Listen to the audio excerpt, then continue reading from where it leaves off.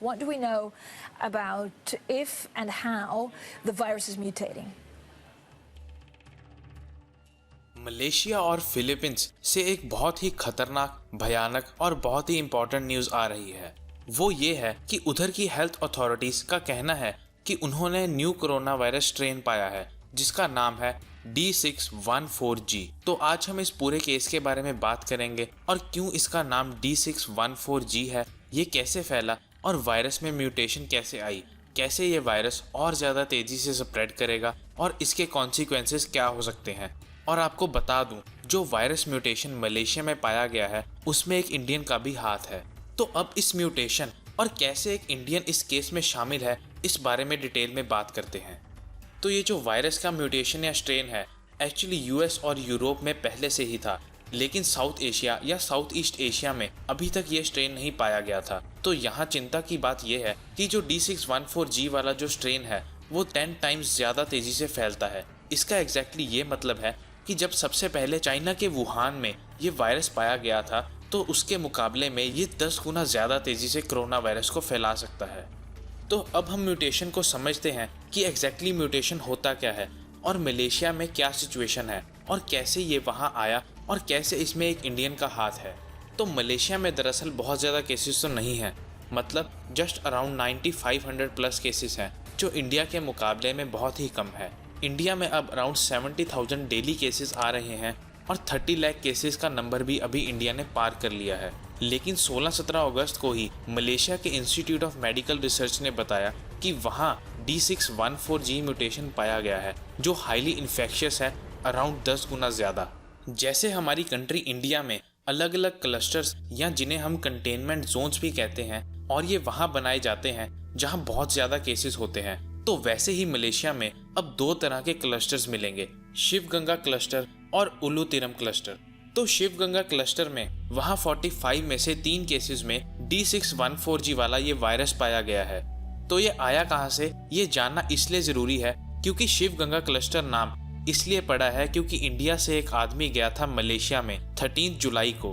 भारत में वो तमिलनाडु की एक जगह शिवगंगा से 13 जुलाई को मलेशिया के अंदर, जहाँ वो एक रेस्टोरेंट का ओनर है, वहाँ जब वो पहुँचा तो मलेशिया की अथॉरिटीज़ ने उसे होम क्वारंटाइन रहने को कहा था। लेकिन इंडिया के कुछ लोग कहाँ ही सुनते हैं और ऐसा ही इस होटल ओनर ने किया और उसने मलेशिया की अथॉरिटीज़ की बात बिल्कुल नहीं मानी और ये भाई साहब अगले ही दिन से बाहर टहलने निकल गए। और जब केसेस सामने आने लगे तो इन्वेस्टिगेशन से पता चला कि ये होम क्वारंटाइन हुए ही नहीं हैं। तो अब उस आदमी को 5 मंथ्स की इम्प्रिजनमेंट हुई है और साथ में फाइन भी ठोका है। अब जो दूसरा क्लस्टर है वो फिलीपींस से कुछ लोग आए थे, वहाँ से भी एक केस आया है जिसके कारण इसका नाम उलू तिरम क्लस्टर पड़ा। फिलीपींस में ये म्यूटेशन सबसे पहले क्विजोन सिटी से मिली थी जून के अराउंड और इसकी पुष्टि फिलीपीन जीनोम सेंटर ने भी की थी और कहा था कि ये वायरस ज़्यादा डेडली नहीं है लेकिन बहुत ज़्यादा तेज़ी से फैलता है। अभी 16 अगस्त के अराउंड फिलीपींस में 3420 नए केसेस रिपोर्ट हुए हैं और सिंगल डे रिकवरी 40,400 के करीब थी। मलेशिया की बात करें तो वहाँ के डायरेक्टर जनरल ऑफ हेल्थ ने ये भी बताया कि ये जो म्यूटेटेड वायरस है ये काफ़ी घातक है और ये काफ़ी तेज़ी से फैलता है, इसलिए अब ज़्यादा सावधान और ज़्यादा सतर्क रहने की ज़रूरत है। और साथ में बताया अभी इन दोनों क्लस्टर को कंट्रोल में ले लिया गया है। तो अब एक बड़ा सवाल ये भी है कि ये जो अलग अलग वैक्सीन बन रही हैं क्या वो बेकार हो जाएंगी, क्योंकि ये वायरस अपना रूप बदल रहा है, म्यूटेट हो रहा है। तो क्या इसका इम्पैक्ट नई वैक्सीन की एफिकेसी या इफेक्टिवनेस पे पड़ेगा? मतलब कि हमने वैक्सीन तो बना ली है लेकिन क्या वो इस म्यूटेटेड वायरस पे काम करेगी?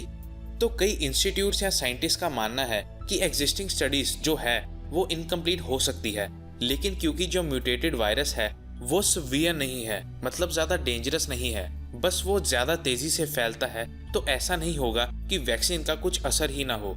और ये WHO ने भी बताया कि म्यूटेशन का वैक्सीन पे कोई ज़्यादा फर्क नहीं पड़ेगा, लेकिन अभी WHO पे भी लोगों का भरोसा नहीं है। तो देखते हैं कि आने वाले टाइम में क्या होता है। तो अभी हम बात करते हैं कि एग्जैक्टली ये म्यूटेशन ऑफ वायरस होता क्या है। कोरोना वायरस या जो चाइनीज़ वायरस है ये एक RNA है जो हमने बचपन में अपनी बुक्स में भी पढ़ा है। RNA मतलब राइबो न्यूक्लिक एसिड। तो ये वायरस राइबो न्यूक्लिक एसिड से बना है, मतलब जो जेनेटिक मटेरियल है वो RNA है और वहीं जो ह्यूमन बॉडी होती है वो DNA से बनी होती है। तो आरएनए और डीएनए में काफ़ी सिमिलैरिटीज और काफ़ी डिफरेंसेस भी देखने को मिलते हैं। तो जब वायरस हमें इन्फेक्ट करता है और हमारे सेल्स में जाता है, फिर वो आगे कॉपीज बनाता है आरएनए की, मतलब अंदर ही अंदर बढ़ता जा रहा है कॉपीज बना बना के। तो कई बार कॉपीज बनाते समय ही ये एक गलती कर जाता है, जिससे जो आरएनए है वो चेंज हो जाता है। मतलब ये जरूरी नहीं होता कि जब एक आरएनए से दूसरे आरएनए बने तो वो एग्जैक्टली सिमिलर ही हो। तो जब एक आरएनए से दूसरा आरएनए बनता है और वो सिमिलर ना हो, तो इस नए तरह के आरएनए को हम म्यूटेशन कहते हैं। और ये म्यूटेशन कोई नई बात नहीं है, ये होता ही रहता है रैंडमली या एक्सीडेंटली। तो ये एक बहुत ही नॉर्मल प्रोसेस है। लेकिन अगर ये काफ़ी तेज़ी से फैले और एक सुपर स्प्रेडर बन जाए तो काफ़ी इन्फेक्शियस हो जाता है। और सुपर स्प्रेडर उस पर्सन को कहते हैं जो काफ़ी जल्दी से स्प्रेड करता है। अब इसका नाम D614G क्यों रखा गया, इसे भी हम जल्दी से समझते हैं। अब ये जो D614G है, ये भी एक न्यू म्यूटेटेड वायरस ही है। और जब ये म्यूटेट हुआ तो तब इसके अमीनो एसिड का पोजीशन बदल के 614 पे आ गया है। वही D है अल्फेटिक एसिड और G है ग्लाइसिन। इस केस में ये D से G में चेंज हुआ है, इसलिए इसका नाम D614G रखा गया। तो आशा करता हूँ आज का हमारा ये वीडियो भी आपको बहुत पसंद आया होगा। हम आपके लिए ऐसे ही हर हफ्ते रीसेंट रिकैप्स और अपडेट्स वीडियो के द्वारा लाते रहेंगे। बस हमें आपका बहुत सारा सपोर्ट और प्यार चाहिए, जो आप चैनल को सब्सक्राइब करके साथ में बेल आइकन को दबा के दे सकते हैं और अपने फ्रेंड्स और फैमिली के साथ शेयर करना ना भूलें। Thank you for watching. मिलते हैं अगली किसी वीडियो में। Till then take care.